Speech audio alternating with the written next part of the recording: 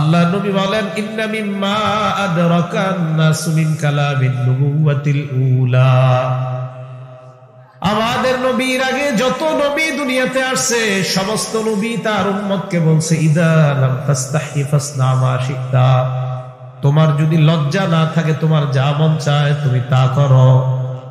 লজ্জা কারো যখন না থাকে তখন তার যা মন চায় তা করে। লজ্জা না থাকলে কয়, আমার পোশাক আমি পরবো, পোশাক কি ট্যাক্টর নিচে পরবো না উপরে পরবো, এটা আমার বাপের ব্যাপার। লজ্জা না থাকার কারণে প্রথমে 3 কোয়ার্টারের পরে 2 কোয়ার্টার, এরপরে রানের উপরে এখন আসছে। মেয়েদের নির্লজ্জতা এত, বেহায়াপনা এত নিম্ন পর্যায়ে পৌঁছে গেছে। মেয়েরা কয়, আমি আমার পোশাক পরবো, কার সামনে পরবো, কিভাবে পরবো, এটা আমার নিতান্ত ব্যক্তিগত ব্যাপার। ওই সমস্ত নারীদেরকে জানায় দেওয়া দরকার। আমাদের দেশের নায়ক নায়িকাদেরকে মানুষ আইডল মনে করে। হাদিসের ভাষায় নায়ক নায়িকারা হলো সবচেয়ে দেশের সবচেয়ে বড় নির্লজ্জ আর বেহায়া, নির্লজ্জ। এটা হাদিসের বর্ণনা, রাসূল করিম সাল্লাল্লাহু আলাইহি সাল্লাম বলে দিয়েছেন। সব নবী তার উম্মতকে বলছে, তোমার লজ্জা না থাকলে তোমার যা মন চায় তুমি তা করো। আল্লাহ আমাদের সকলকে লজ্জাশীলতার গুণ যেন আমরা অর্জন করতে পারি, আল্লাহ তৌফিক দান করে। লজ্জা 4 প্রকার, জোরে বলেন, লজ্জা কয় প্রকার? 4 প্রকার। 1 নাম্বার আল হায়াউ মিনাল্লাহ, 1 নাম্বার আল্লাহকে লজ্জা পাওয়া। জোরে বলেন, কাকে লজ্জা পাওয়া? সূরা আলাক 14 নম্বর আয়াতে আল্লাহ বলেন, আলাম ইয়ালাম বিআন্নাল্লাহা ইয়ারা। আল্লাহকে লজ্জা পাওয়ার কি অর্থ? তিরমিজির বর্ণনা 2458 নম্বর হাদিসে আব্দুল্লাহ ইবনে মাসউদ রাদিয়াল্লাহু তাআলা আনহুর বর্ণনা। আল্লাহ নবী বলেন, ইস্তাহিউ মিনাল্লাহি হাক্কাল হায়া,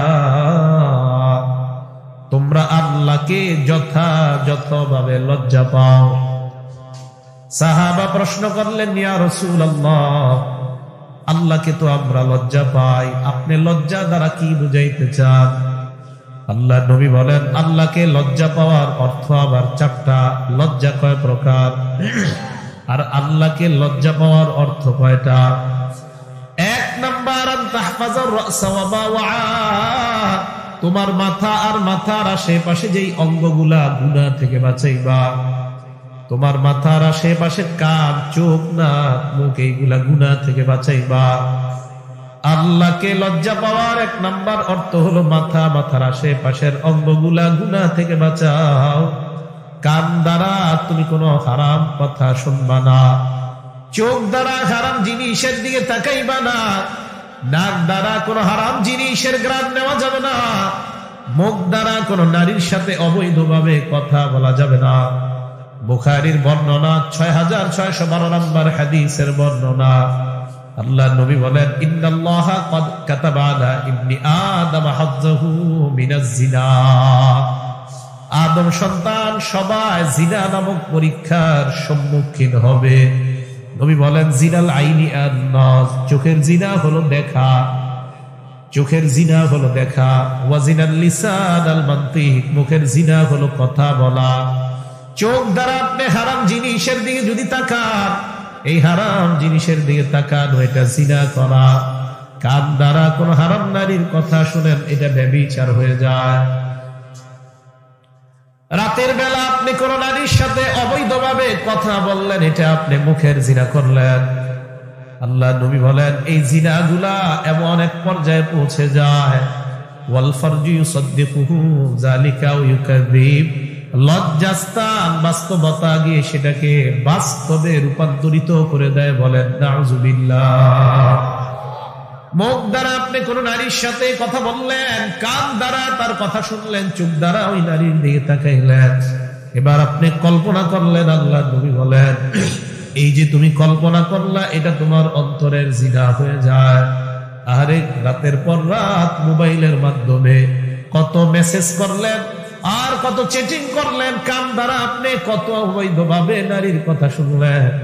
আল্লাহ নবী কয়, তুমি ব্যভিচার করলা। বলেন নাউযুবিল্লাহ। আল্লাহকে যদি তুমি লজ্জা পাইতা, তাহলে তোমার কান দ্বারা তুমি হারাম কথা শুনতা না। আল্লাহকে যদি লজ্জা পাইতা, মুখের দ্বারা তুমি অশ্লীল কথা বার্তা বলতা না। এই জন্য আল্লাহ নবী বলেন, 1 নাম্বার আল্লাহকে লজ্জা পাওয়া মানে হলো তোমার মাথার আশেপাশের অঙ্গগুলা গুনাহ থেকে হেফাজত করা। 2 নাম্বার ওয়া আন তাহফাজাল বাতনা ওয়া মা হাওয়া, তোমার পেট আর পেটের আশেপাশের অঙ্গগুলা গুনাহ থেকে হেফাজত করা। পেটের আশেপাশের অঙ্গ হলো রান, পেটের আশেপাশের অঙ্গ হলো হাত, পেটের আশেপাশের অঙ্গ হলো লজ্জাস্থান। 1 নাম্বার মাথা, মাথার আশেপাশের অঙ্গ। 2 নাম্বার পেট, পেটের আশেপাশের অঙ্গ। আল্লাহ নবী বলেন,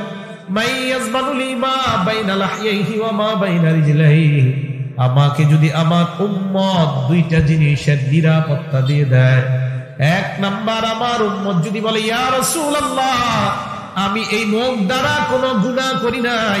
2 নাম্বার, ওয়া মা বাইনা রিজলাইহি, আমি এই লজ্জাস্থান দ্বারা কোনো গুনাহ করি নাই।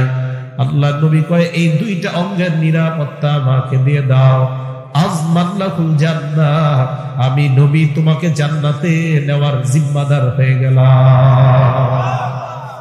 তাহলে আল্লাহকে লজ্জা পাওয়া 1 নাম্বার, মাথার আশেপাশে যা এগুলা গুনাহ থেকে বাঁচানো। 2 নাম্বার পেট, আর পেটের আশেপাশে যে অঙ্গগুলা গুনাহ থেকে হেফাজত করা। 3 নাম্বার ওয়া তাতাযাক্কারুল মাউতা ওয়াল বিলা, তুমি মরে যাইবা, মরার পর যে তুমি পচে যাইবা এই অবস্থাটা তুমি স্মরণ করবা। এটা 3 নাম্বার, তুমি মারা যাইবা, মারা যাওয়ার পর তুমি পচে যাইবা, এটা নিয়ে তুমি চিন্তা করবা। 4 নাম্বার ওয়া মান আরাদাল আখিরাতা তারাকা জিনাতাদ দুনিয়া, আখিরাতের চিন্তায় দুনিয়ার চাকচিক্য বিসর্জন দেওয়া। এই 4টা। 1 নাম্বার মাথা, মাথার আশেপাশে যে অঙ্গগুলা ভালো করে মনে রাখবেন।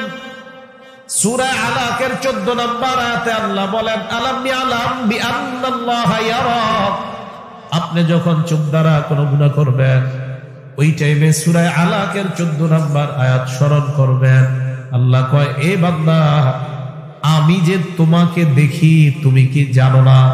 আলাম ইয়ালাম, তুমি কি জানো না? বান্দা কি জানে না? আল্লাহ ইয়ারা, আল্লাহ বান্দাকে দেখে। আপনি কান দ্বারা গুনাহ করতেছেন, আল্লাহ বলে বান্দা কি জানে না এই যে কানের গুনাহ করতেছে আমি আল্লাহ দেখতেছি। চোখের কোনা দিয়ে যদি কোনো অশ্লীল ভাবে কোনো নারীর দিকে আপনি তাকান, আল্লাহ বলে ইয়ালামু খাইনাতাল আয়ুনি ওয়া মা তুখফিস সুদূর, তোমার এই চোখের কোনা কি খেয়ানত করে এটাও আমি আল্লাহ জানি। চোখের কোনা, এই কোনা দিয়া তুমি কি গুনাহ করো আমি আল্লাহ জানি। তুমি এই চোখ দিয়া ডাইরেক্ট না তাকায়া আর চোখে কার দিকে তাকাইলা, ইয়ালাম, আল্লাহ বলেন ইয়ালামু, আমি আল্লাহ জানি। আল্লাহ আমাদের সকলকে আল্লাহকে যেন লজ্জা পাই আল্লাহ তৌফিক দান করেন। সবসময় আয়াতটা মনে রাখবেন, সূরা আলাকের 14 নম্বর আয়াত। আল্লাহ বলেন, বান্দা কি জানে না আমি আল্লাহ তাকে দেখি?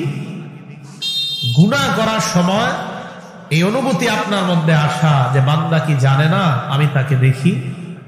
আল্লাহ আমাদের সকলকে আল্লাহকে যেন আমরা লজ্জা পাই আল্লাহ তৌফিক দান করে। 2 নাম্বার, আল হায়াউ মিনাল মালাইকা, ফেরেশতাদেরকে লজ্জা পাওয়া। 1 নাম্বার আল্লাহকে লজ্জা পাওয়া, 2 নাম্বার ফেরেশতাদেরকে লজ্জা পাওয়া। সূরা ইনফিতর 10, 11, 12 নাম্বার আয়াতে আল্লাহ বলেন, ইন্নাল আবরারা লাফি নাঈম ওয়া ইন্না আলাইকুম লাহাফিজিন কিরামান কাতিবিন, তোমাদের সাথে সংরক্ষণকারী ফেরেশতা আছে। কিরামান কাতিবিন, সম্মানিত লেখক, ইয়ালামুনা মা তাফআলুন, তোমরা যা করো তা সব জানে। আমি আপনি যখন হাঁটি তখন আমি আপনি চিন্তা করা যে আমার সাথে ফেরেশতারা আমার আমলনামা লেখে, আমি কি গুনাহ করি লেখে, আমি কি নেক করি এটা লিখতেছে। আল্লাহ সূরা বনী ইসরাঈলের মধ্যে বলেন 15 নম্বর পারা 2 নম্বর পৃষ্ঠা, ইকরা কিতাবা, কিয়ামতের ময়দানে আপনাকে বলবে নাও তোমার আমলনামা তুমি পড়ো। 15 নম্বর পারার 18 নম্বর পৃষ্ঠা আল্লাহ বলেন, বান্দা আমল নামার দিকে তাকায় বলবে মালি হাদাল কিতাব লা ইউগাদিরু সগীরাতাহু ওয়ালা কাবীরাতান ইল্লা আহসাহা। এটা কেমন আমল নামা, ছোট বড় কোনো অপরাধ এই জায়গায় ছাড় দেওয়া হয় না। এই আমল নামার মধ্যে সব লিপিবদ্ধ দেখা যায়। এই জন্য আল্লাহ বলেন আমি তোমাদের সাথে সংরক্ষণকারী ফেরেশতা দিলাম যারা তোমাদের সর্বক্ষণিক আমল নামা গুলা লেখে। এক বর্ণনায় এই আমল নামা প্রতিদিন রাতে আল্লাহর কাছে পেশ করা হয়। আল্লাহ আমল নামা খোলার পর প্রথম পৃষ্ঠা দেখে, শেষ পৃষ্ঠা দেখে। প্রথম পৃষ্ঠা খোলার পর ফজরের নামাজ লেখা, ইস্তেগফার, দুরূদ ইত্যাদি আমল লেখা। শেষ পৃষ্ঠা খোলার পর এশার নামাজ আর ভালো ভালো আমল লেখা। মাঝখানের পৃষ্ঠাগুলা আর আল্লাহ দেখে না, বন্ধ করে ফেরেশতাদের কাছে দিয়ে দেয়। ফেরেশতারা বলে আল্লাহ মাঝখানের গুলা তো আপনি দেখলেন না। আল্লাহ জবাব দেয় আমি আল্লাহ জানি আমার বান্দা মাঝখানের নামাজগুলাও পড়ছে, ছোট ছোট অপরাধ তার মাধ্যমে সংগঠিত হয়ে গেছে। আল্লাহ বলেন আমার মাঝখানের গুলা দেখার কোনো প্রয়োজন নাই। আমি বান্দার 2টা পৃষ্ঠা দেখি বুঝতে পারছি কিছু ভুল ত্রুটি তার দ্বারা হয়ে গেছে। যাও আমি বান্দার জিন্দেগীর সব মাফ করে দিলাম। তবে আপনার আমল নামার মধ্যে ভালো কিছু দেখতে হবে, কিন্তু আপনার আমল নামা এত ভয়ঙ্কর অবস্থা, যদি খোলার পর দেখা যায় আপনি নামাজ পড়েন না, রোজা রাখেন না, অবস্থা খারাপ।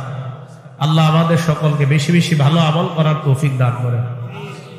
মাহফিলের মধ্যে প্রত্যেকটা মাহফিলই ইদানিং কিছু ছেলেরা আসে, এরা আসার পর মানে এদের টার্গেটই থাকে মাহফিলের বাহিরে কেউ ফাইজলামি করবে। এই একদল করতেছে, বুঝেন নাই? এরা কেন আসে মাহফিলে আল্লাহ জানে, আমার বুঝে আসে না।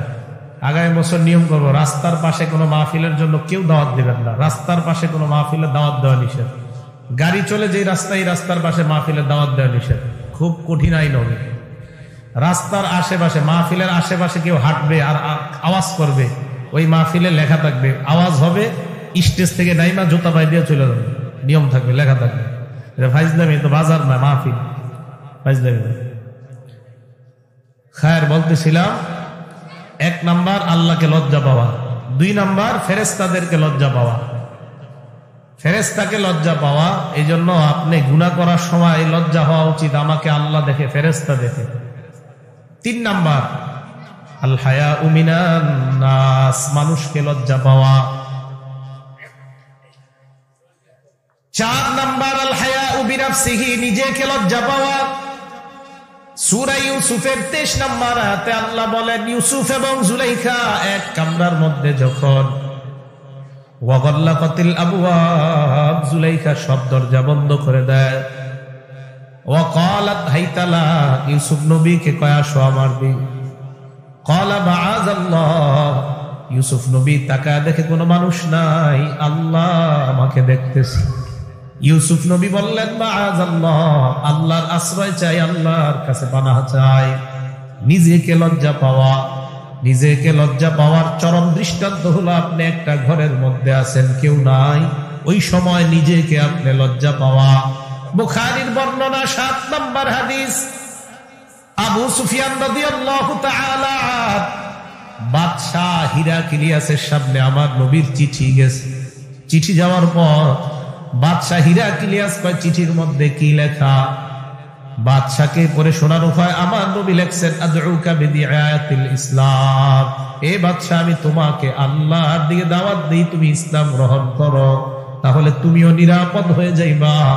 তোমার দেখা দেখি তোমার প্রজারা যদি মুসলমান হয়ে যায়, তাদেরকেও আল্লাহ নিরাপত্তা দিয়ে জান্নাতের মেহমান বানায়া দিবেন। বাদশাহ হিরাক্লিয়াস চিঠি পড়ার পর বাদশাহ কয় আমাদের এই এলাকার মধ্যে না একদল মক্কার ব্যবসায়ী আসছে, তাদেরকে ডাকো। তো ব্যবসায়ী যারা গেছে তাদের মধ্যে আবু সুফিয়ান রাদিয়াল্লাহু তাআলা, উনি ছিলেন লিডার। তো আবু সুফিয়ান রাদিয়াল্লাহু তাআলা আনহু তখনও কাফের, মুসলমান হয় নাই। আবু সুফিয়ান রাদিয়াল্লাহু তাআলা আনহুকে বাদশাহ হিরাক্লিয়াসের সামনে নিয়েছে। বুখারী শরীফের 7 নম্বর হাদিস, অনেক বড় হাদিস, লম্বা, আমি সামান্য অংশ বলবো। বাদশার সামনে যাওয়ার পর বাদশাহ বললেন আবু সুফিয়ান লিডারকে সামনে বসাও, আর পিছনে তার সাথে যে ব্যবসায়ী তাদেরকে বসাও।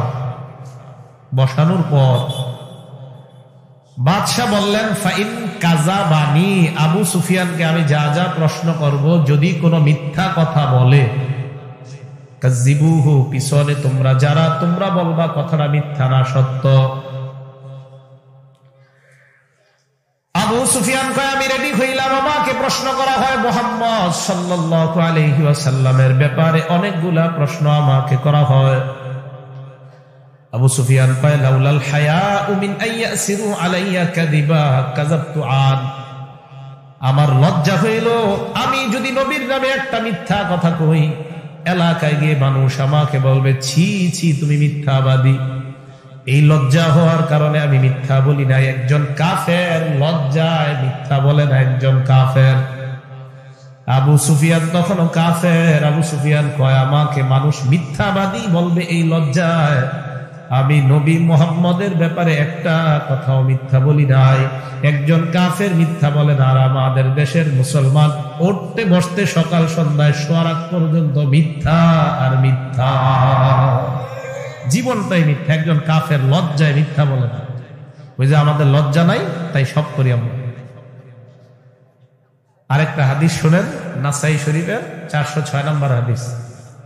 এক সাহাবা মাঠে গোসল করতেছে, মাঠে। তো উনি কাপড় তো আছে ওনার পরনে, কিন্তু খালি গায়ে গোসল করতেছে, পুরুষ। নবীজি মসজিদে গেলেন, মিম্বরে উঠলেন। সাহাবারা কয়, ঘটনা কি? আজকে নবীজি হঠাৎ মিম্বরে উঠলেন। মিম্বরে ওঠার পর কয় সাহাবাদের দল, ইন্নাল্লাহা হালিম, আল্লাহ ধৈর্যশীল। হাইয়ুন, আল্লাহ অনেক লাজুক, আল্লাহ লাজুক। সুবহানাল্লাহ। আল্লাহ ধৈর্যশীল, হাইয়ুন, আল্লাহ লাজুক, আল্লাহ ধৈর্যশীল, আল্লাহ লাজুক, আল্লাহ লাজুক। সিত্তিরুন, আল্লাহ আপনার আমাদের দোষ গোপন করে রাখে। এক হাদিসে আসছে, কিয়ামতের ময়দানে এক বান্দাকে আল্লাহ বলবে, আমার সামনে আসো। বান্দাকে নেওয়ার পর আল্লাহ পর্দা ফেলায় দিবে। কোটি কোটি মানুষ ওই পাশে, বান্দা আর আল্লাহ পর্দার আড়ালে। তাকে বলবে, তারিফু জাম্বা কাযা ওয়া কাযা, এই তুই ওই অপরাধ করেছো, তোমার মনে আছে কিনা? বান্দা বলবে, হ্যাঁ মাবুদ, আমার মনে আছে। কয়েকবার স্বীকৃতি নেওয়ার পর আল্লাহ বলবে, এই অপরাধগুলো আমি আল্লাহ কাউকে বলি নাই, লুকিয়ে রেখেছিলাম।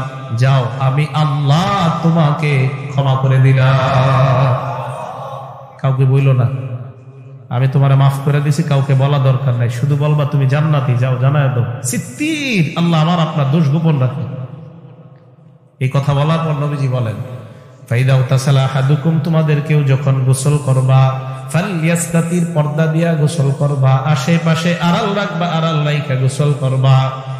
ছেলে মানুষ যারা আছেন, পুরুষ মানুষ, আপনারা সাধারণত নদীর মধ্যে গোসল করবেন না সবার সামনে। হ্যাঁ, পুকুরে সবার সামনে আপনারা গোসল করেন। আমার 1 লাখ টাকা দিল, আমি আপনার সামনে গোসল করতে পারবো না, লজ্জা। এটা কেমনে সম্ভব? আপনার শরীর আরেকজন দেখলে আপনার মেধা কমবে দিন দিন। এই বাচ্চাদের শরীর আরেকজন যাতে না দেখে, মেধা কমে। নজর সত্য, হাদিসে আসছে, আল আইনু হাক্কুন আর নজরু হাক্কুন, নজর সত্য, নজর লাইগা যায়, আপনার মেধা কমবে। মাওলানা ওয়ারও 5 বছর আগে থেকে আমার শরীর আলহামদুলিল্লাহ কেউ দেখে না। ছাত্র ভাইদের সামনে আমি গোসল করতাম না, মাদ্রাসায় ছাত্রদের সামনে গোসল করি না আমি। মাওলানা ওয়ার 5 বছর আগে থেকে। আমাদের শাইখুল হাদিস সাহেব একদিন দেখে আমি দাঁড়ায় রয়েছি, লুঙ্গি কাঁধে নিয়া। শাইখুল হাদিস বলতে যার কাছে বুখারী শরীফ পড়ছে, উনি বলেন, কিরে এমিয়ায়, ওনার বাড়ি চট্টগ্রাম। আবু জাফর আল কাসিমি, আল্লাহ হুজুরকে হায়াতে তৈবা দান করেন, বলেন আমিন। কি হয়েছে? তো সবাই গোসল করতেছে। আমি বললাম, হুজুর গোসল করতে শরম করতেছে সবার সামনে। হুজুর আমারে ব্যবস্থা করে দিছে। এরপর থেকে হুজুরদের যে গোসলখানা, ওই গোসলখানায় স্পেশাল ভাবে গোসল করার অনুমতি পাইছি।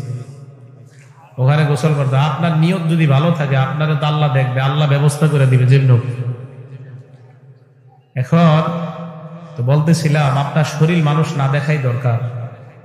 আপনার শরীর, আপনি পুরুষ মানুষ, তারপরে আপনার বুক, আপনার সিনা, এগুলো যেন মানুষ না দেখে, ঠিক না? কথা বুঝে আসছে সবার?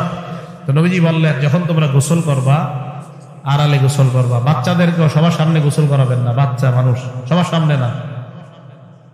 এটা বাচ্চা সাধারণত আপনারা বলের মধ্যে গোসল করান, একদম পুরা সবার সামনে করাইতে হবে কেন? আমি বুঝাইতে চাইলাম আপনার বাচ্চার উপরে মানুষের নজর লাগবে, নজর হাদিসে আসছে, এটা সত্য। আর নজর লাগলে তার মেধা কমবে, তার ক্ষতি হতে পারে, এটা হাদিস দ্বারা প্রমাণিত। আল্লাহ আমাদের সকলকে কথাগুলোর উপর আমল থাকার তৌফিক দান করেন।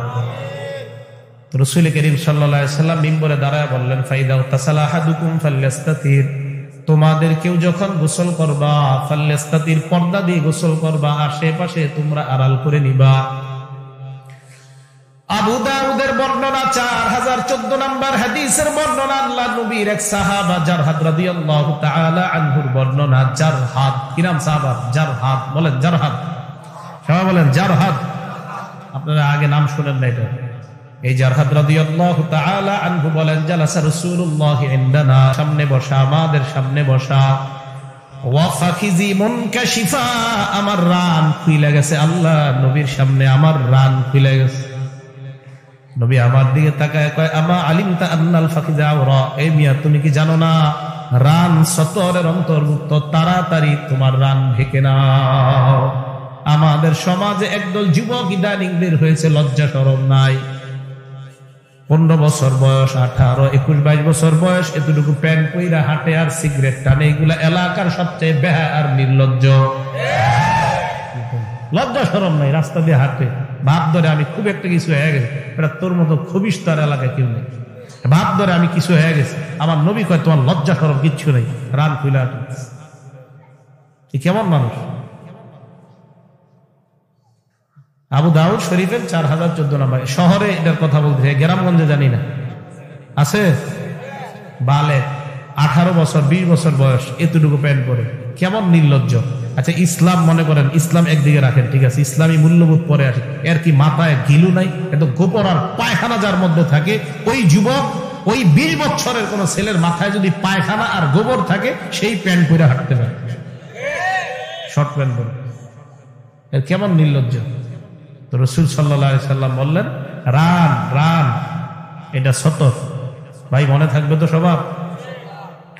আবু দাউদ শরীফের 4015 নম্বর হাদিস। এই হাদিসটা মন দিয়ে শুনেন। আলী ইবনে আবি তালিব রাদিয়াল্লাহু তাআলা আন, আলী রাদিয়াল্লাহু তাআলা আনহুর বর্ণনা, আল্লাহর নবী বলেন, ইয়া আলী লা তাকজুর ইলা, ইয়া আলী লা তাকশিফ ফাখিজাকা, আলী তোমার রান কখনো তুমি খুলবা না।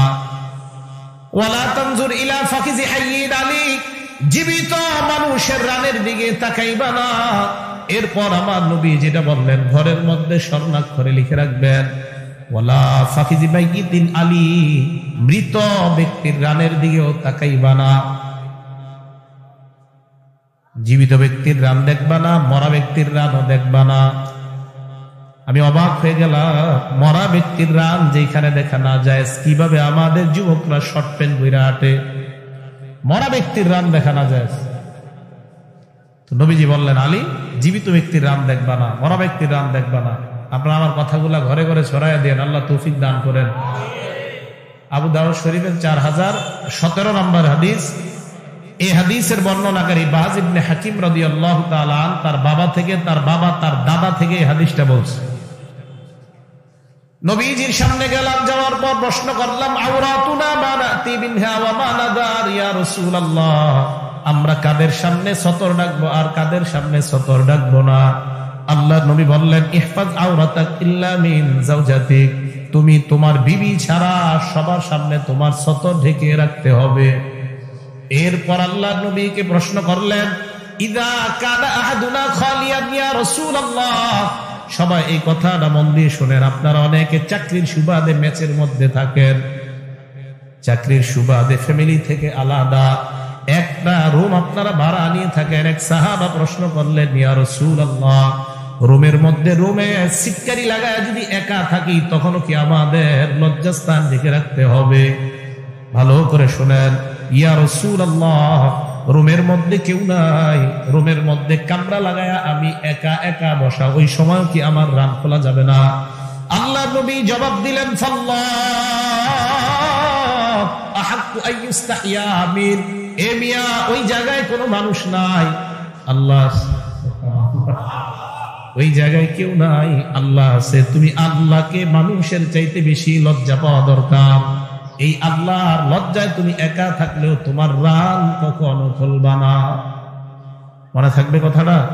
তাহলে একা কামরার মধ্যে আছেন, নবীজি বলেন ওখানেও না। বিসমিল্লাহ। আল্লাহ আমাদের সকলকে রাসূল করিম সাল্লাল্লাহু আলাইহি সাল্লামের এই সতর ঢাকা লজ্জাশীলতার এই গুণ আমরা অর্জন করতে পারি, আল্লাহ তৌফিক দান করেন। আবু দাউদ শরীফের 4018 নম্বর হাদিস। এই হাদিসের মধ্যে রাসূল করিম সাল্লাল্লাহু আলাইহি সাল্লাম বলেন, লা ইয়ানজুরুর রাজুলু ইলা উরিয়াতির রাজুল ওয়ালার রাজুলু ইলা ওয়ালাল মারআতু ইলা উরিয়াতিল মারআ। তোমাদের কোন পুরুষ অন্য কোন পুরুষের লজ্জাস্থান মানে সতরের দিকে তাকাইবা না, রানের দিকে তাকাইবা না। কোন নারী অন্য কোন নারীর শরম লজ্জার দিকে তাকাইবা না। এলাকার কৃষকদের দিকে তাকায় দেখবেন কাঁচা দিয়া ক্ষেতের মধ্যে কাজ করে, তার রাত দেখা যায় কি যায় না। আল্লাহ নবী বলেন, লজ্জা যখন না থাকে কৃষক এইভাবে কাজ করবে। কৃষক ভাই, আপনি এইভাবে আপনার রাত যতক্ষণ দেখাইবেন ততক্ষণ গুনাহ আর গুনাহ লিপিবদ্ধ হয়। আল্লাহ নবী বললেন, ওয়ালা ইউজির রাজুলু ইলা রাজুলি ফি সাওবিন ওয়াহিদ। এক পুরুষ আরেক পুরুষের সাথে এক কাঁথার নিচে, এক কম্বলের নিচে, এক বালিশের মধ্যে শুইতে পারবে না। ওয়ালাল মারআতু ইলাল মারআতি ফি সাওবিন ওয়াহিদ। এক মেয়ে আরেক মেয়ের সাথে এক কম্বলের নিচে, এক কাঁথার নিচে ঘুমাইতে পারবে না। আমার নবী বলে দিলেন, এক পুরুষ আরেক পুরুষের সাথে এক কাঁথার নিচে ঘুমাইবা না। এক পুরুষ আরেক পুরুষের সাথে এক কম্বলের নিচে ঘুমাইবা না। এক লেপের নিচে ঘুমাইবা না। এক নারী আরেক নারীর সাথে এক কম্বলের নিচে ঘুমাইবা না। এক লেপের নিচে ঘুমাইবা না। এক কাঁথার নিচে ঘুমাইবা না। এটা আমার ইসলামের শিক্ষা, মানতে হবে। মনে থাকবে এই কথাটা? হ্যাঁ, আপনাদের ঘরে ঘরে শীতকাল, কথা কিন্তু মনে রাখেন, শীতকাল বিশেষ করে যাদের বয়স 10 হয়ে গেছে, 7, 8, 9, 10 ছেলে, এই 8 বছর 10 বছরের ছেলেদেরকে আরেক ছেলের সাথে শুইতে দিবেন না। আরেক ছেলের বয়স যদি হয় এরকম 8-10, প্রয়োজনে বাবা ছেলে এক কাঁথার নিচে ঘুমাবে, মা মেয়ে এক কাঁথার নিচে ঘুমাবে, এক লেপের নিচে, কিন্তু এক বোন আরেক বোনের সাথে না। আপনাদের কথাগুলো বুঝে আসতেছে? এটা আমাদের নবীজি নিষেধ করছেন। হ্যাঁ, এটা কেন করছেন? আমার নবী জানে কিভাবে পৃথিবীর মধ্যে হায়া আর লজ্জা হবে আর কিভাবে নির্লজ্জতা দুনিয়াতে ছড়াবে। এটা আমার নবী জানতেন, আমার নবীকে আল্লাহ জানাইছেন। আল্লাহ আমাদের সকলকে লজ্জাশীলতার এই গুণ অর্জন করার তৌফিক দান করেন। আমাদের নবীজি কেমন লাজুক ছিলেন, মন দিয়ে শোনেন। বুখারী শরীফ হাদিস নাম্বার 6102 নম্বর হাদিস। কানা রাসূলুল্লাহ সাল্লাল্লাহু আলাইহি ওয়াসাল্লাম আশাদ্দা হায়াআম মিনাল আজরা'i ফি খিদরিহা। একজন কুমারী মেয়ে পর্দার মধ্যে যেমন লাজুক, একটা কুমারী মেয়ে পর্দার আড়ালে যেমন লাজুক, একজন কুমারী মেয়ে পর্দার মধ্যে থাইকা যেমন লাজুক, যেমন লজ্জাশীল, আমার নবী ওই কুমারী মেয়ের চাইতেও বেশি লাজুক ছিলেন। চিল্লায়া বলেন সুবহানাল্লাহ। এই কি কথা?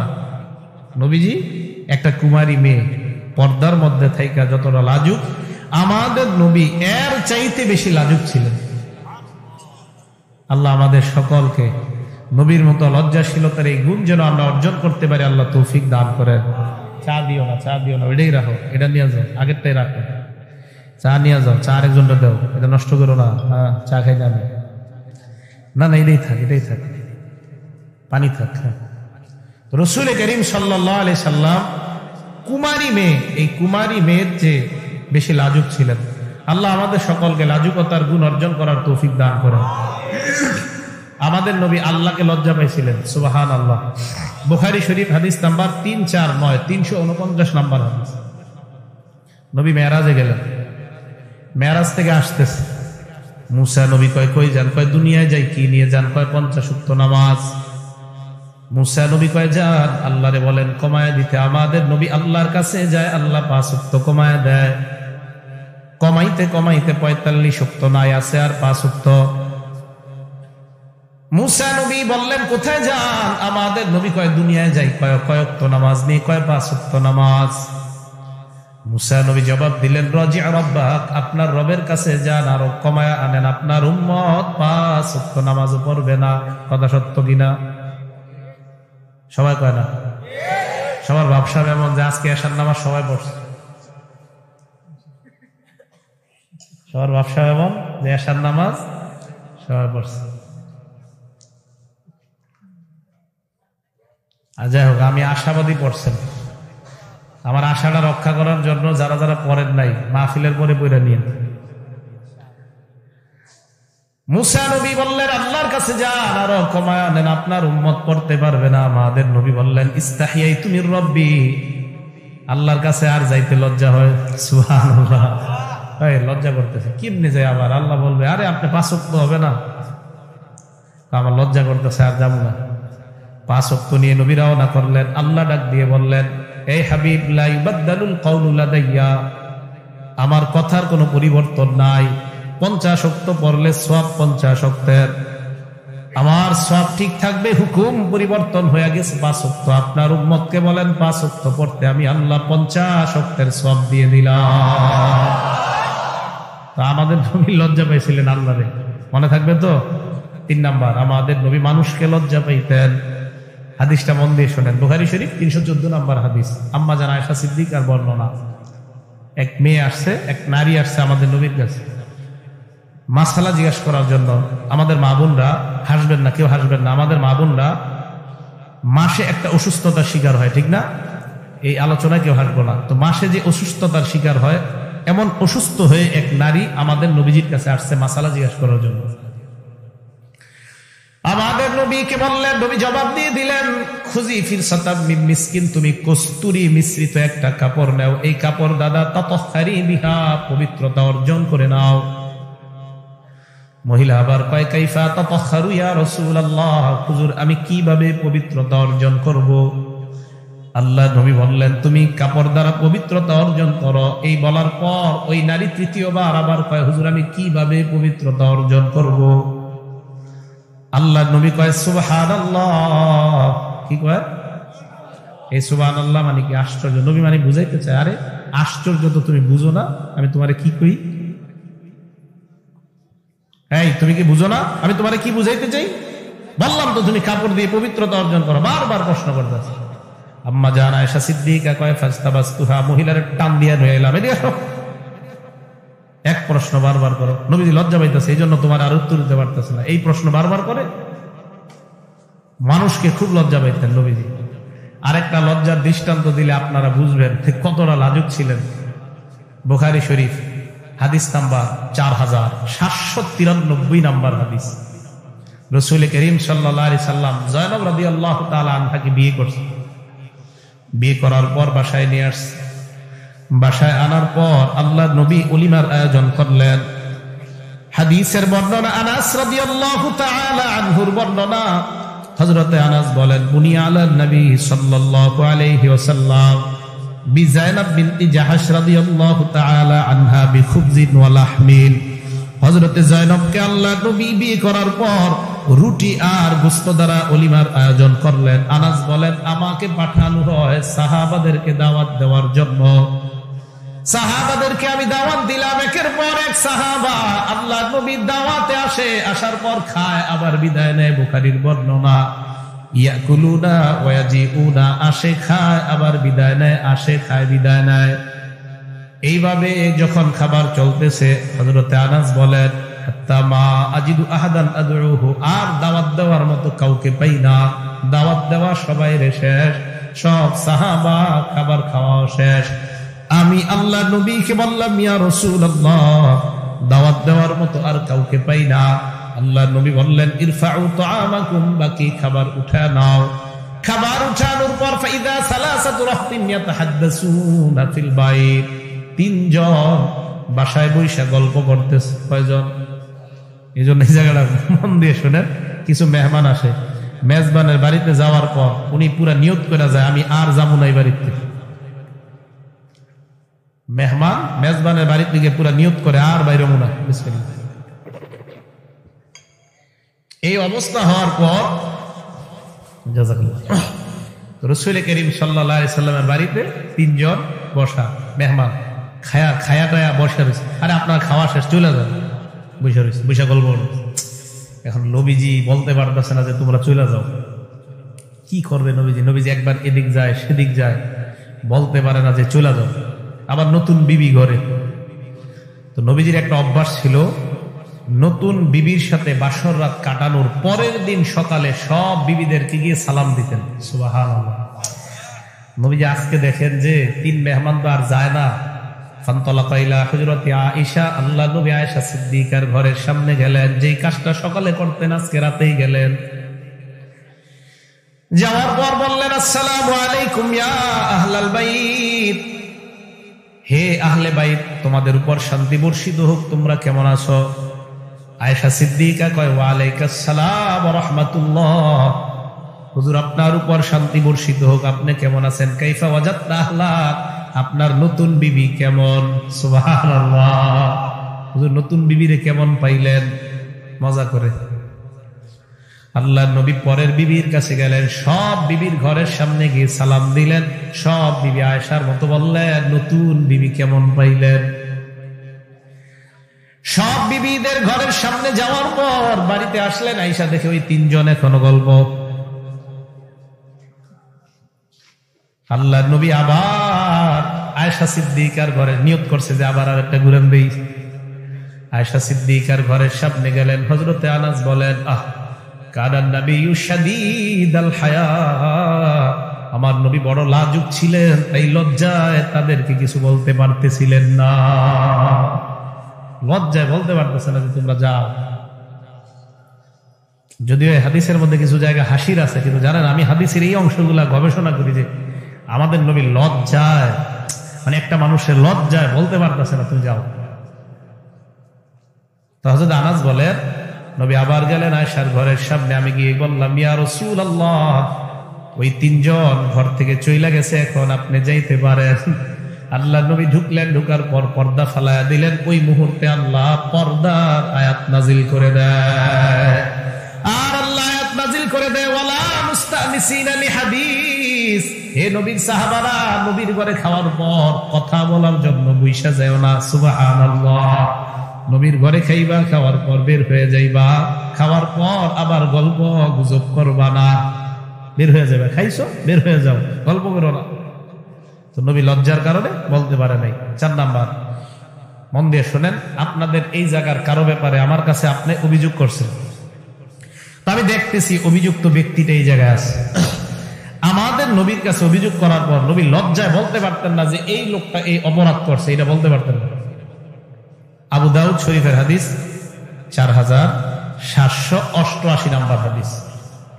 আম্মা যারা আয়েশা সিদ্দিকার বর্ণনা, তিনি বলেন, কানান নাবিয়্যু ইযা বালাগাহু আনির রাজুলি শাইউ, কোন ব্যক্তির ব্যাপারে আল্লাহর নবীর কাছে যখন অভিযোগ আসতো, সাহাবাদের সামনে আল্লাহ নবী বলতেন, মা বালু আকওয়াম লাম ইয়াকুল মা বালু ফুলান, নবী বলতেন না অমুকের কি হলো, অমুকে এই অপরাধ করে, এটা বলতেন না। নবী বলতেন মানুষের কি হইল, মানুষ এই অপরাধ করে, মানুষের মধ্যে অপরাধীটাও আছে। বলতেন মানুষের কি হইল, বলতেন না আব্দুর রহমানের কি হইল, এটা বলতেন না। বলতেন মানুষের কি হইল। আম্মা জান আয়েশা কয়, নবী লজ্জায় অপরাধী ব্যক্তির নামটাও বলতে পারতেন না।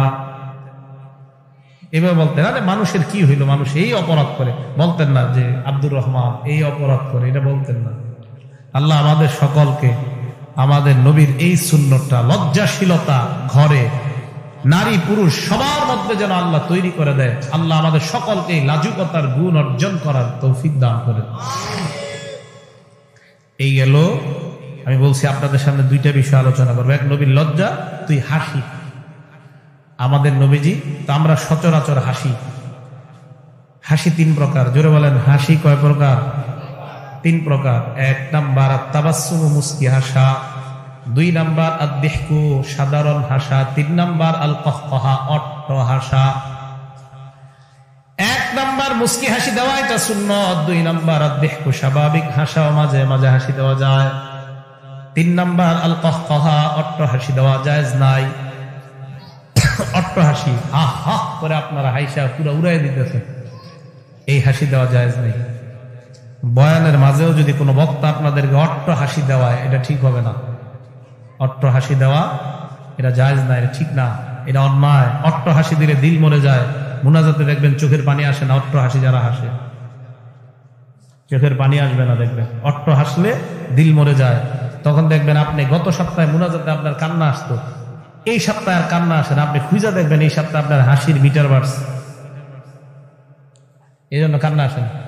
আগে আপনি মুনাজাতে হাত উঠাইলেই দেখা যেত যে অটোমেটিক চোখ দিয়া চোখের কোনায় পানি আসা আসা ভাব, কিন্তু এই সপ্তাহে আসতেছে না। ঘটনা কি? তখন দেখবেন যে এই সপ্তাহে হাসি খুশি বেশি হয়ে গেছে। এটা আপনারা পরীক্ষিত দেখবেন, কইরা দেখবেন। এই জন্য আল্লাহ কোরআনে বলেন ফাল্যাদহাকু কলিলা ওয়ালইয়াবকু কাসীরা, মানুষ যেন কম হাসে, বেশি বেশি কান্না করে। কেন কান্না করার কথা নবী হাদিসের মধ্যে বলেন, কোন বান্দার যদি চোখের পানি বের হওয়ার পর চোখের এই কোণার মধ্যে আসে, উকি দেয় মাছের দানা পরিমাণ, উকি দেয় মাছের দানা পরিমাণ, হারামাল্লাহু আলাইহিল নার, ওই ব্যক্তির উপর জাহান্নামের আগুন আল্লাহ হারাম করে দেয়। হাসি দিব আমরা, তবে হাসি দেওয়ার ক্ষেত্রে আমরা বড় সতর্কতা অবলম্বন করা প্রয়োজন। আমি এমন হাসবো না যে হাসিতে আমার দিল মরে যায়, যে হাসিতে আমার গুনাহ হয়। আজকে আমি আপনাদের সামনে অতি আশ্চর্য একটা কথা বলতে যাইতেছি, জানেননি আমাদের আল্লাহ হাসে। কে হাসে? জোরে বলেন। আল্লাহর 7টা হাসি আজকে আপনাদের সামনে বলবো। বলেন কয়টা? এর মধ্যে 6টা অর্জন করবো আর একটা বর্জন করব। বলেন 6টা, বলেন অর্জন 6টা, 6টা, একটা বর্জন। আল্লাহ 7টা হাসি আপনাদের সামনে বলবো, এর মধ্যে 6টার হাসির ক্ষেত্রে বলবেন আল্লাহ আপনি আমার জন্য হাসেন, হাসেন। এক হাসিতে বলবেন আল্লাহ আপনার এই হাসি থেকে বানা চাই। ঠিক আছে তো? আচ্ছা, অনেক সময় আসে না এরকম, একজনের প্রতি রাগ হয়ে, ও তুই এটা করছস না, এই হাসি কিন্তু ভালো হাসি না, তুই এই কাজটা করছস, ঠিক আছে দেখি, এটা কিন্তু ভালো না। এবার শোনেন, ইবনে মাজাহ 181 নম্বর হাদিস। ক্বালা রাসূলুল্লাহ সাল্লাল্লাহু আলাইহি ওয়াসাল্লাম, আল্লাহর নবী বলেন, দাহিকা রাব্বুনা মিন কুনুতি ইবাদিহি ওয়া কুরবি গায়রিহি, বান্দা যখন নিরাশ হয়ে অন্যের কাছে যায়, মাজারে যায়, তখন আমার আল্লাহ হাসি দেয়। বান্দা নিরাশ হয়ে অন্যের কাছে যায়, মাজারে যায়, আমার আল্লাহ হাসি দেয়। আমি তোর একজন আল্লাহ থাকতে তুই ওই জায়গায় গেলি, আমি তোর রব আল্লাহ, তুই কার কাছে সন্তান চাইতে গেলি, তখন আল্লাহ হাসি দেয়। এই হাসিটা যেন আমার আপনার জন্য আল্লাহ না হাসে, মাবুদ তোমার এই হাসি থেকে আমরা পানাহ চাই। আল্লাহ হাসে, তুই কার কাছে যাস? আরে আমি তোরে বানাইছি, আমি তোর হাত দিলাম, আমি তোর পা দিলাম, আমি সব দিলাম, তুই সন্তানের জন্য মাজারে গেলি, আল্লাহ হাসে। সাহাবা প্রশ্ন করলেন, আল্লাযহাকু রাব্বুনা ইয়া রাসূলুল্লাহ, হুজুর আমাদের আল্লাহ কি হাসে? আল্লাহর নবী জবাব দিলেন, হ্যাঁ আল্লাহ হাসি দেয়। তাহলে 1 নাম্বার আল্লাহর হাসি জানলাম। এই হাসি কি আমরা অর্জন করব না বর্জন করব? আল্লাহ সকলকে আল্লাহর এই হাসি থেকে বেঁচে থাকার তৌফিক দান করেন। 2 নাম্বার, মন দিয়ে শোনেন, কিতাবের নাম সহিহ আত-তারগীব, হাদিস নাম্বার 630। এটা কি কাল? শীতকাল না গরমকাল? আরো জোরে বলেন। রাজুলুন কামা ফি লাইলাতিন বারিদা, আজকে রাতের বেলা, আজকে রাতের বেলা আপনাদের মধ্যে কেউ আজকে রাতে প্রচন্ড ঠান্ডার সময় উঠে গেছে, রাত 3টা 4টা 4:30টায়। উঠার পর মিন ফিরাশিহি ওয়া দিসারিহি ওয়া লিহাফিহি, লেপ বর্জন করছে, কম্বল বর্জন করছে, করার পর ফাতাওয়াদ্দা, ওযু করছে, করার পর সুম্মা কামা ইলা সালাহ, নামাজের মধ্যে দাঁড়ায় গেছে। এই বান্দাকে দেখে আল্লাহ হাসি দেয়, এই বান্দারে দেখে আল্লাহ হাসি দেয়। আমি আপনি আজকে রাত্রে চাইলে হাসি নিতে পারি, আজকে আজকে। ফেরেশতাদেরকে আল্লাহ বলে, ফেরেশতাদের দল মাজা, ইয়াকুলু ইবাদি, আমার বান্দা কি বলে? আমার বান্দা এই শীতের রাতে ঠান্ডা পানি দিয়ে উযু করছে, অথবা যেইভাবে উযু করছে, গরম হোক আর ঠান্ডা হোক, ল্যাব বর্জন করছে, কম্বল বর্জন করছে, বান্দা নামাজে দাঁড়ায় গেছে। ফেরেশতাদেরকে আল্লাহ গর্ব করে বলে, দেখছনি, দেখো দেখো আমার বান্দা, দেখো আমার বান্দা কেন দাঁড়াইছে, এবার বলো। আল্লাহ জানে, কিন্তু ফেরেশতারা কয় মাবুদ 2 কারণে দাঁড়াইছে। 1 নাম্বার রাজা আমা ইনদাক, 2 নাম্বার শাফকাতাম মিম্মা ইনদাক, আপনার জান্নাতের আশায়, 2 নাম্বার জাহান্নামের ভয়ে। আল্লাহ কি বলে দেখেন, ফেরেশতারা সাক্ষী থাকো, আতাইতুহু মা রাজা, আমার বান্দা যেই আশায় দাঁড়াইছে আমি দিয়ে দিলাম, আর যেই ভয়ে দাঁড়াইছে আম্মানতুহু মিম্মা ইয়াখাফ, আমার বান্দা যেই জাহান্নামের ভয়ে দাঁড়াইছে, আমি আল্লাহ তাকে জাহান্নাম থেকে নিরাপত্তা নামা দিয়ে দিলাম। আজকের বয়ানের পর থেকে যদি একজন নতুন এমন মুসল্লি তৈরি হয়ে যায়, প্রতিদিন রাতে 3টা-4টা বাজে সালাতে দাঁড়ায় যায়, কি বলেন, হিম্মত করা যায় কিনা? আল্লাহরে হাসাইবেন। তাহলে এই হলো 2 নাম্বার আল্লাহর হাসি। 3, এই যে এই ব্যক্তি যার কথা বললাম, ইনি হলেন অবিবাহিত ব্যক্তি, হতে পারে বিবাহিত হতে পারে। এখন যেটা বললাম 3 নাম্বার বিবাহিত ব্যক্তি। 3 নাম্বার শুধু বিবাহিত ব্যক্তিদের জন্য একটা স্পেশাল হাসি, সুবহানাল্লাহ। সেটা কি? কিতাবের নাম মাজমাউজ জাওয়ায়েদ, 2 নাম্বার খণ্ড, 258 নাম্বার পৃষ্ঠা। আমি মাহফিলগুলোতে কিতাবের নাম, হাদিসের রেফারেন্স কেন বেশি বলি জানেন? আমার একটা নিয়ত থাকে। আমি আপনাদেরকে এই জন্য বলি না যে আমার দেখেন বলতে পারি, আমি বলি এই কারণে, আপনারা নায়ক নায়িকাদের নাম বারবার শুনতে শুনতে মুখস্থ হয়ে যায়। আমি আশাবাদী আপনারা আমার এই কথা বারবার যখন শুনবেন, অন্তত 2-1টা আপনাদের মুখে মুখে আসবে। নায়ক নায়িকাদের নাম আসতে পারলে ইসলামের এই কাজগুলো আমাদের মুখে কেন আসবে না? আসতে হবে। তো মাজমাউজ জাওয়ায়েদ 2 নাম্বার খণ্ড, পৃষ্ঠা নাম্বার 258। নবীজি কি বলে দেখেন, ওয়া রাজুলুন লাহু ইমরাতুন হাসানা, এক ব্যক্তি তার সুন্দরী একটা বিবি আছে। আমি এই প্রশ্ন করব না কার বিবি সুন্দরী, সুন্দরী দ্বারা উদ্দেশ্য এই জায়গায় বিবি আছে। আজকে রাতে, শীতের রাত, দেখেন কয়েকজন বিবি আছে। ওয়া ফিরাশুন লাইয়িনুন, নরম একটা বিছানা আছে। আমার বান্দা তার বিবি এবং নরম বিছানা থুইয়া রাত 4টায় আস্তে আস্তে উঠে গেছে। উঠার পর কেউ দেখে না, বালুকার সব লাইটগুলা বন্ধ। আরে ওই টাইমে আমার বান্দা কারো ঘুম ডিস্টার্ব করে না, চুপে চুপি গিয়ে উযু করে নামাজে দাঁড়ায় যায়। আল্লাহ নবী কয়, বিবি আর নরম বিছানা থুইয়া পাশে বান্দা নামাজে দাঁড়ায় যায়, আল্লাহ ওই বিবাহিত মানুষটারে দেখা হেসে দেয়। হাসে, তারে দেখে আল্লাহ হাসে। আমি আপনি এই হাসিটা যেন আমরা অর্জন করতে পারি, আল্লাহ তৌফিক দান করেন। 4 নাম্বার, কিতাবটার নাম সহিহুল জামে, হাদিস নাম্বার 8100 নাম্বার হাদিস। قال رسول الله صلى الله عليه وسلم يضحك الله الى رجلين يقتل احدهما الاخر يدخلان الجنه। 2 ব্যক্তির দেখে আল্লাহ হাসে, যে 2 ব্যক্তির এক ব্যক্তির আরেক ব্যক্তি হত্যা করছে। হত্যা যাকে করছে ওই ব্যক্তিও জান্নাতি, যে হত্যা করছে সেও জান্নাতি। এই জন্য আল্লাহ হাসে, সুবহানাল্লাহ। জানেননি আল্লাহ কেন হাসে? আল্লাহ নবী কয়, প্রথম যেই ব্যক্তির হত্যা করছে এই ব্যক্তি আল্লাহর রাস্তায় লড়াই করছে, কাফের তাকে হত্যা করছে, হত্যা করার কারণে সে শহীদ জান্নাতি। এবার ওই কাফের যে হত্যা করছে, ইয়াতুবুল্লাহু আলাল আখার, ওই ব্যক্তিকে আল্লাহ তওবা করার সুযোগ দিয়ে দিয়েছে। তওবা করার পর ফায়ুসলিম, ওই কাফের মুসলমান হয়ে যায়। ফায়ুকাতিলু ফি সাবিলিল্লাহ, আল্লাহর রাস্তায় সেও লড়াই করে শহীদ হয়ে যায়। তাহলে যাকে মারছে সেও জান্নাতি, যে মারছে আল্লাহর পক্ষ থেকে তওবা করার পর এই ব্যক্তিও যখন জান্নাতি হয়ে যায়, আল্লাহ হাসে আর দুনিয়ার মানুষকে বুঝায়, আমি আল্লাহর সব খেলা দেখো, যারে মারছে তারেও জান্নাত দিলাম, যে মারছে তাকেও আমি আল্লাহ জান্নাত দিয়ে দিলাম। এই 2 ব্যক্তির দেখা জান্নাতে আল্লাহ হাসে কেন?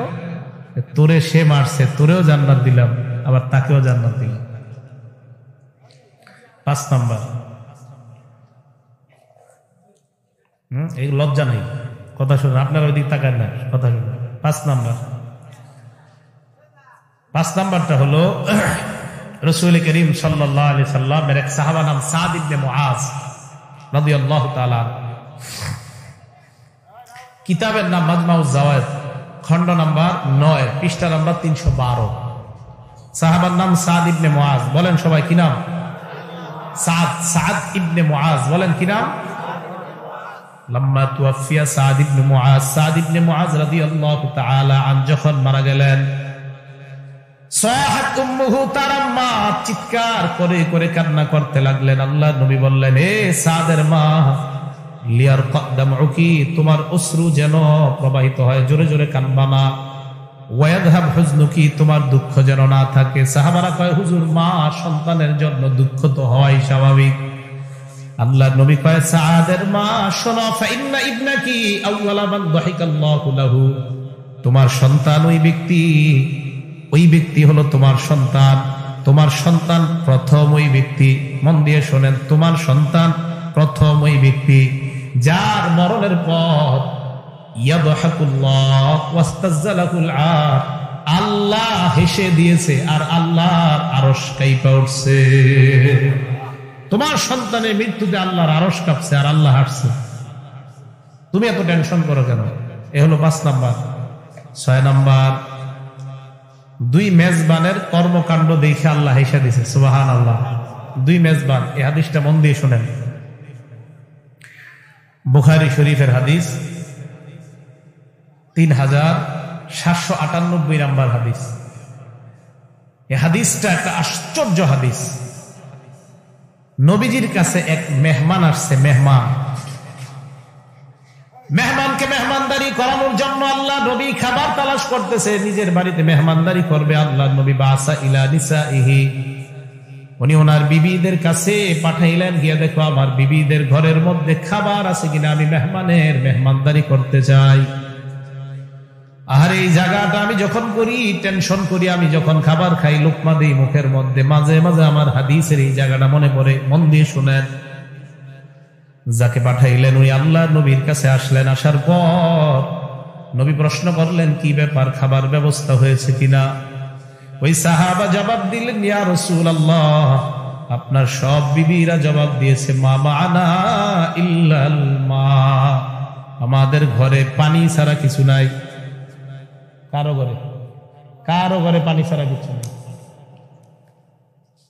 আজকে আমারে আপনারা দাওয়াত দিয়ে আনছেন, কত ভালো ভালো খাবার খাওয়াবেন, যাদেরকে আনছেন সবাইরে খাওয়াবেন, অথচ যার কথা বলতেছে আজকে তারা খানা নাই ঘরে। যাদের কথা বইলে আজকে খাইতেছি, খাওয়াইতেছেন, এদের ঘরে পানি নেই। পানি আছে আর কিছু নেই। তো দেখেন, মানে নবীর বিবিরা স্বাভাবিকভাবে জবাব দিছে, মানে এটা কোনো ব্যাপার না। কেন জানেন? মাসের পর মাস চুলা জ্বলেই না, এটা কোনো ব্যাপারই না। মানে বলে, হ্যাঁ ঘরে 2টা খেজুর আছে, হ্যাঁ 1 গ্লাস দুধ আছে, আর মাঝে মাঝে বলে না পানি নেই, পানি আছে, খাবার নাই, কিচ্ছু নাই। মানে এটা বলাটা কোনো ব্যাপার না, মানে এটা তো অহরহর ঘরে ঘটেই। নবীজি কয় কিছু নাই? হুজুর সবাই বলছে ঘরে পানি ছাড়া কিচ্ছু নাই।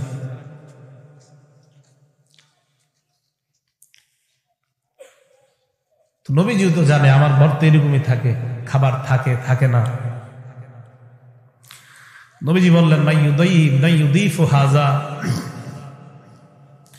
আমার এই মেহমানটাকে কেউ মেহমানদারি করবা? ফাকামা রাজুলুম মিনাল আনসার, এক আনসারী সাহাবা দাঁড়ায় গেছে। দাঁড়ায় কয়, আনা ইয়া রাসূলুল্লাহ, হুজুর আমি আপনার মেহমানকে মেহমানদারি করব। এবার আনসারী সাহাবার খবর শুনেন। ফান্তালাকা বিহি ইলা ইমরাতিহি, নবীর মেহমান নিয়ে বাড়িতে গেলেন, বাসায় গেলেন। বিবির কাছে যাওয়ার পর কয়, আকরিমি দাইফা রাসূলিল্লাহ, আল্লাহর নবীর মেহমানের সম্মান করো। বিবি কয়, কি বলতে চান? কয়, বুঝো না, খাবার লাগবে। বিবি জবাব দেয়, মা ইনদানা ইল্লা কুতু সিবিয়ানিনা, বাচ্চাদের খানা ছাড়া ঘরে কোনো খানা নাই।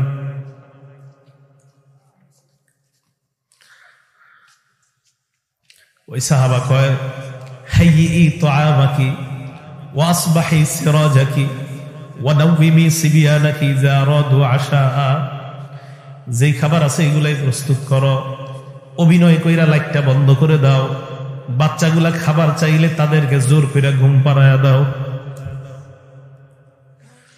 মহিলা খাবার তৈরি করছে, খাবার মেজবানের মেহমানের সামনে দেওয়ার পর ওই যে সাহাবা যিনি স্বামী, তিনিও মেজবানের সামনে মেজবান বসলেন খাওয়াবে। ইতিমধ্যে মহিলা অভিনয় কইরা বাতির কাছে গিয়ে বাতিটা নিভাইয়া দিছে। এখন দুইজন, কাহা বাতি চলে গেল, কাহা তো মহিলা খালি বাতি ঠিকই করতেছে, আসলে তো বাতি ঠিক করবে কি, উনি তো নিজেই নিভাইছে। মেহমান খাবার খায়, মহিলা আর তার স্বামীও মুখ নাড়ায়।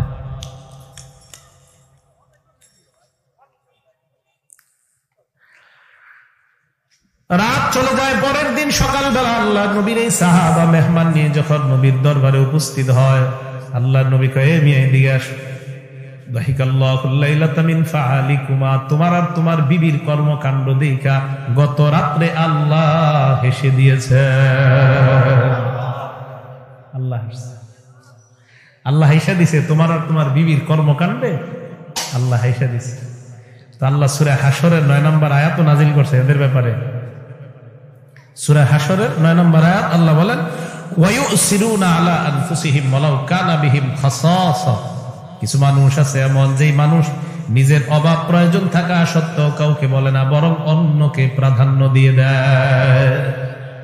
তো আল্লাহর নবী সাল্লাল্লাহু আলাইহি সাল্লাম বলেন, এই দুইজন আমার দুই সাহাবা, একজন স্বামী একজন স্ত্রী, তাদেরকে দেখা আল্লাহ হেসে দিছে। 7 নাম্বার, সর্বশেষ জান্নাতি ব্যক্তির কর্মকাণ্ডে আল্লাহ হাসছে। সুবহানাল্লাহ। আপনারা রেডি হন, কেননা আপনারাও হাসতে হবে এই হাদিসের শোনার পর। এই হাদিস শোনার পর আপনারা হাসলে সওয়াব হবে, আমি হাসলে সওয়াব হবে, যারা হাসবো সওয়াব হবে, তবে বেশি জোরে না। ঠিক আছে তো? রেডি? এই হাদিসটা মুসলিম শরীফের হাদিস। নবীজি সাল্লাল্লাহু আলাইহি সাল্লাম বলেন, আখিরু মা ইয়াদখুলুল জান্নাহ, সর্বশেষ যেই ব্যক্তি জান্নাতে প্রবেশ করবে, রাজুলুন ইয়ামশি মাররাতান, ওই ব্যক্তি যেই ব্যক্তি হাঁটে, ওয়ায়াবকু মাররাতান, আবার পড়ে যায়, ওয়া তাসফাহুন নারু মাররাতান, জাহান্নামের আগুন চারদিক থেকে তারে ঘেরাও করে ধরতে চায়। ওই ব্যক্তি একবার পড়ে যায়, আবার দাঁড়ায়, আবার পড়ে যায়, আবার দাঁড়ায়, আবার আগুন তাকে ধরতে চায়। বান্দা কোন মতে আগুন থেকে সামনে চলে যায়। আগুন পাড়ি দেওয়ার পর হাত্তা ইযা জাওয়াজাহা ইলতাফাতা ইলাইহা, আগুন পাড়ি দেওয়ার পর আগুনের দিকে তাকায়। বান্দা আগুনের দিকে তাকায় বলবে, এ আগুন, তাবারাকাল্লাযী নাজ্জানি মিনকি, ওই আল্লাহ বড় বরকতময়, যে আল্লাহ তোমার থেকে আমাকে নাজাত দিয়েছে। বলেন সুবহানাল্লাহ। বান্দা কিন্তু এখনো জান্নাতে যায় নাই। আগুনকে ডাক দিয়ে বলে, আগুন, লাকাদ আতানিল্লাহু মা আতাহু আহাদাম মিনাল আউয়ালিন ওয়াল আখিরিন, আল্লাহ আমারে এমন নিয়ামত দিয়েছে যা দুনিয়ার কাউরে দেয় নাই। কাউরে বলে দেয় নাই, মানে ও তো জান্নাতে যায় নাই, জানেই না। তো ওর মনে হবে যে আগুন থেকে রেহাই পেয়ে গেছি, বাস এটাই সবচেয়ে বড় নিয়ামত। একবার ভাবেন তা আগুনটা কত ভয়ঙ্কর। তো বলতেছে, আল্লাহ আমারে এত বড় নিয়ামত দিছে যা দুনিয়ার আর কাউকে দেয় নাই। দুনিয়ার না, শুধু বলে আল্লাহ আগে পরে যত মানুষ পাঠাইছে পাঠাবে, কাউরে দেয় নাই। এই কথা বলার পর ওই বান্দার সামনের দিকে যায়, ফাতুরফাউ লাহু শাজারা, বান্দা তাকায় দেখে তার সামনে একটা গাছ তৈরি হয়ে যায়। সুবহানাল্লাহ। এটা গাছ। ওই গাছটার দিকে তাকায় দেখে গাছের ছায়া আছে, গাছটা রসালো গাছ। আল্লাহর কাছে বলে, রব্বি আদনিনি মিন হাযিহিশ শাজারা লিআস্তাযিল্লা বিযিল্লিহা ওয়া আশরাবা মিন মাইহা, আল্লাহ তুমি আমারে ওই গাছের কাছে নিয়ে যাও, আমি গাছের ছায়ায় বসতে চাই আর গাছের পানি পান করতে চাই। আল্লাহ বলেন, লাআল্লি ইন আতাইতুকাহা সাআলতানি গায়রাহা, আমি যদি তোমার গাছের কাছে নিয়ে যাই তুমি আরো কিছু চাইবা মনে হয় আমার কাছে। ওই বান্দা বলে, আল্লাহ গাছের কাছে নিয়ে যাওয়ার পর আপনার কাছে আর কিছু চাওয়ার প্রশ্নই আসে না, কিচ্ছু যাব না। আসলে চাবি না? না। আল্লাহ ওই বান্দাকে গাছের কাছে নিয়ে গেছে। সুবহানাল্লাহ। গাছের ছায়া নিছে, গাছের পানি পান করছে। তো গাছের ছায়া নেয়, পানি পান করে, হঠাৎ তাকায় সামনের দিকে, তাকায় দেখ তুরফাউ লাহু শাজারাতুন উখরা হিয়া আহসানু মিনাল উলা, অনেক দূরে আর একটা গাছ, ওই গাছটা প্রথম গাছের চাইতে 1000 গুণ বেশি সুন্দর। আল্লাহ কয়, কি রে, চুপ। রব্বি আদনিনি মিন হাযিহিশ শাজারা, মাবুদ তুমি ওই গাছের কাছে নিয়ে যাও। আল্লাহ বলে, তুমি না বললা তোমাকে যদি এই গাছের কাছে নিয়ে যাই তুমি আমার কাছে আর কিছু চাইবা না? ওই বান্দা বলে, আল্লাহ মাবুদ গো, ওয়াদা করলাম এই গাছের কাছে যাওয়ার পর আমি আর কিছু চাইবো না। আল্লাহ তাকে দ্বিতীয় গাছের কাছে নিয়ে যায়। নিয়ে যাওয়ার পর বান্দা ওই গাছের ছায়া বসে, বসার পর গাছের ছায়া নেয়, গাছের পানি পান করে।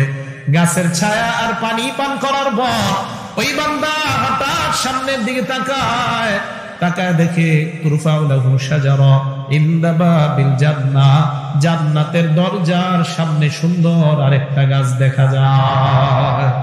এই গাছটা একদম জান্নাতের দরজার সামনে। এখন তাকায় দেখে আগের দুই গাছের চাইতে এই গাছটা বেশি সুন্দর। বান্দারা কয়, আল্লাহ কয়, কি ঘটনা কি? ইবনা আদম আলাম তুআহিদনি আল্লাহ তাসআলানি গায়রাহা, এ আদম সন্তান তুই না বললি আর চাবি না? মাবুদ আর চাবো না, আপনি কোন মতে আমার দরজাটার কাছে নেন, বাস শেষ। তো দরজার কাছে যায়, যাওয়ার পর গাছের ছায়া নেয়, গাছের পানি পান করবে, করার পরে ইসমাউ আসওয়াতা আহলিল জান্নাহ, বান্দার কানে জান্নাতীদের আওয়াজ এসে যায়। আল্লাহ আওয়াজ কাদের ভিতরে? কি হয়েছে মাবুদ? আমি একটু যায় দেখি কি হইতেছে না হইতেছে। খুব মন দিয়ে শোনেন এই জায়গাটা। এখন আপনারা রেডি হন, এই জায়গাটা সুন্নত পালন করবো আমরা।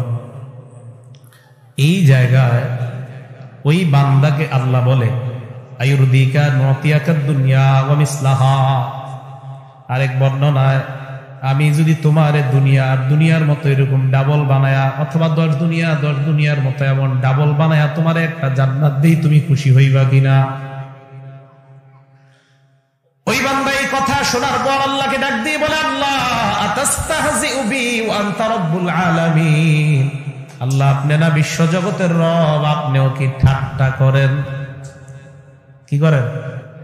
এই হাদিসের বর্ণনাকারী আব্দুল্লাহ ইবনে মাসউদ রাদিয়াল্লাহু তাআলা আনহু, উনি হাদিস বলার পর উনি যখন হাসলেন, উনি সাহাবাদেরকে, ওনার ছাত্রদেরকে বললেন, আমি কেন হাসলাম তোমরা আমারে প্রশ্ন করো। এবার আমি আপনাদেরকে সামনে এই হাদিস বললাম, আপনাদেরকে আমি সুন্নত হিসাবে প্রশ্ন করতেছি, আপনারা আমাকে প্রশ্ন করেন কেন হাসলাম, বলেন কেন হাসলেন? এই যে জিজ্ঞাসা করলেন, সুন্নত আদায় হয়ে গেছে। সুবহানাল্লাহ। এবার আব্দুল্লাহ ইবনে মাসউদ জবাব দেয়, তো ছাত্ররা জিজ্ঞাসা করছে, হুজুর কেন হাসলেন? আব্দুল্লাহ ইবনে মাসউদ কয়, হাদিস আমাদেরকে যখন নবী শোনাইছেন, আল্লাহর নবী হাসছেন, হাসার পর আমাদেরকে প্রশ্ন করছেন, এ সাহাবারা তোমরা আমাকে প্রশ্ন করবা না, আমি কেন হাসলাম? সাহাবারা নবীকে প্রশ্ন করলেন, হুজুর আপনি কেন হাসলেন? আল্লাহর নবী জবাব দিলেন, ওই বান্দা যখন আল্লাহকে বলছে, আল্লাহ আপনি বিশ্ব জগতের রব, আপনিও কি ঠাট্টা করেন, এই কথা শুই না আল্লাহ হেসে দিছে। আল্লাহ হাসছে, তাই আমি মুহাম্মদ সাল্লাল্লাহু আলাইহি ওয়াসাল্লাম হাসলাম। আমাদের নবী হাসছে, তাই আব্দুল্লাহ ইবনে মাসউদ হাসছে। আব্দুল্লাহ ইবনে মাসউদ হাসি দেওয়ার কারণে বংশ পরম্পরায় হাদিসের সনদে এইভাবে হাসছে তারা। এই হাদিস হাসতে হাসতে শাহ ওলিউল্লাহ মুহাদ্দিস দেহলভী রাহমাতুল্লাহ, উনি যখন এই হাদিস পড়ায় তখন উনি হাসছেন। ওনার সন্তান শাহ আব্দুল আজিজ, উনি এই হাদিস পড়ানোর সময় হাসছেন। উনি যাকে পড়াইলেন শাহ আব্দুল গনি, উনি ওই হাদিস পড়ানোর সময় হাসছেন। শাহ আব্দুল গনি কাসেম নানুতুবি রাহমাতুল্লাহি আলাইহি যখন পড়াইছেন, উনিও হাসছেন। কাসেম নানুতুবি মাহমুদুল হাসান দেওবন্দিকে পড়াইছে, উনিও হাসছেন। উনি হাদিস পড়ানোর সময় আনোয়ার শাহ কাশ্মীরি আর হুসাইন আহমদ মাদানী, এই দুইজনকে পড়ানোর সময় ওনারা হাসছে। আনোয়ার শাহ কাশ্মীরি এই হাদিস যখন আনজার শাহ কাশ্মীরি পড়াইছে, উনিও হাসছে। ওনার ছাত্র আবু জাফর আল কাসেমি, আমার উস্তাদ, ওনাকে যখন পড়াইছে উনিও হাসছে। আমার উস্তাদ আমাদেরকে যখন পড়াইছে, আমার উস্তাদ হাসছে। আজকে আমি আরিফ বিন হাবিব আপনাদেরকে শোনাইলাম, তাই আমিও হেসে দিলাম। আমরা মুসলমান।